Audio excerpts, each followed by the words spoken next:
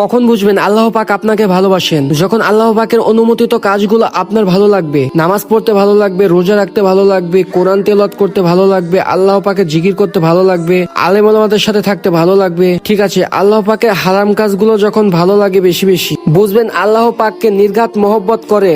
আর যখন আল্লাহ পাকের নিষেধগুলো হারাম, মদ আমার ভালো লাগে না, জিনা করতে ভালো লাগে না, খারাপ জিনিস দেখতে ভালো লাগে না, খারাপ কথা শুনতে ভালো লাগে না, বুঝবেন আল্লাহ পাককে ভালোবাসেন। আর যখন দেখবেন খারাপ কাজের পিছনে আপনার ঝোঁকা বেশি, দুর্নীতি করতে ভালো লাগে, সুদ খেতে ভালো লাগে, ঘুষ খাইতে ভালো লাগে, কাউকে ঠকালে স্মার্ট হয়ে গেলাম, মানুষের টাকা আত্মসাৎ করতে ভালো লাগে, নামাজ না পড়ে ঘুমাইতে ভালো লাগে, রমজান মাসে বিড়ি টানতে ভালো লাগে, ঠিক আছে মেয়েদের সাথে টাঙ্কি মারতে ভালো লাগে, তখন বুঝবেন আল্লাহ আপনাকে ভালোবাসেন না, আর আপনি আল্লাহ তাআলার ভালোবাসার যোগ্যতা হারিয়ে ফেলেছেন। আল্লাহ পাক বলেছেন, খালি তওবা করে ফিরে আসলেই গুনাহ তো মাফ করবই, আগের গুনাহগুলি নেকি দিয়ে পরিবর্তন করে দিব। সুবহানাল্লাহ। তাই দুনিয়ার পিছে না ছুটে